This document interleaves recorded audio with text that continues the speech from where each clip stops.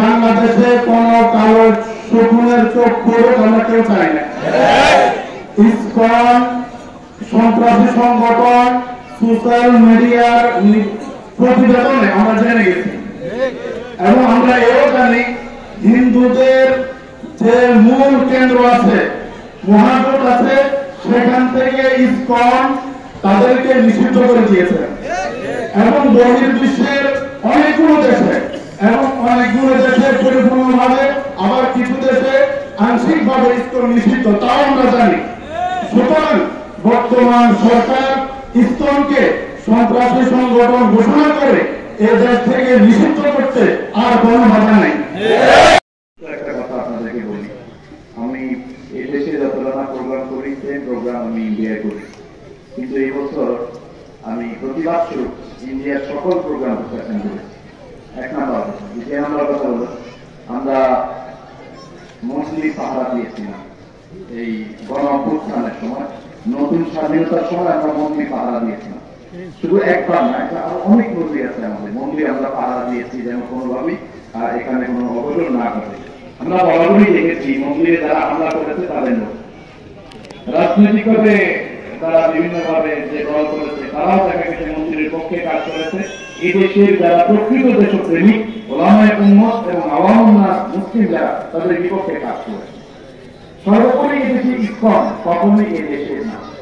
ওরা এদেশে আমরা যেরকম দুধ দিয়ে কালো সাপ খুশি ওই রকম একটা অবস্থান হয়েছে। ওরা এদেশে আসে, এদেশের খায়, এদেশের পরে সব ঠিক, কিন্তু এদেশের ভিতর থেকে গোড়া কাটে এদেশকে বিক্রি করার জন্য।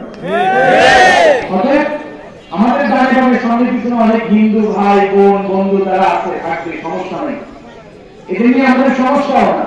কিন্তু আমি সাধারণ হিন্দুদেরকে বলবো ইসকন আপনাদের জন্য হুমকি স্বরূপ। অতএব আপনারাও সজাগ হন, সতর্ক হন। এদেশের সবচেয়ে বড় উগ্র জঙ্গি সন্ত্রাসী সংগঠন হল ইসকন। আমরা চাই ইসকন নিষিদ্ধ হোক। ইসকনের মদতদাতা যারা, ইসকনের সাথে জড়িত যারা, ইসকনের সাথে পরোক্ষভাবে প্রত্যক্ষভাবে যারা জড়িত, আমরা তাদেরকে নিষিদ্ধ চাই। আমরা প্রাণের এই মাতৃভূমি, আমাদের এই জন্মভূমি, আমাদের এই তীর্থস্থান বাংলা, এই বাংলাদেশকে আমরা ব্রিটিশদের থেকে মুক্ত করেছি, পাকিস্তান থেকে মুক্ত করেছি, আর আশেপাশে যত দুশ্মন শত্রু আছে তাদের থেকেও মুক্ত করেছি। আমরা ভারতের কাছে বিক্রি করার জন্য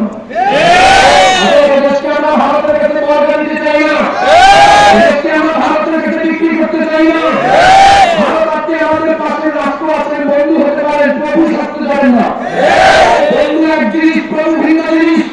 আমরা বন্ধুত্বের বন্ধনে আবদ্ধ হবো, বুকে বুক মিলাবো, গলায় গলা মিলাবো, কানে কান মিলাবো, কিন্তু প্রভু দাবি করতে পারেন আমরা মাথা থেকে পায়ের নিচে ফেলে দেবেন। হাত রাখি আসুন, হাতে হাত রাখি আসুন।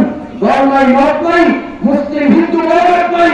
এই দেশের সন্তান হিসেবে, বাংলা ভূখণ্ডের সন্তান হিসেবে আমরা দেশকে মহব্বত করবো,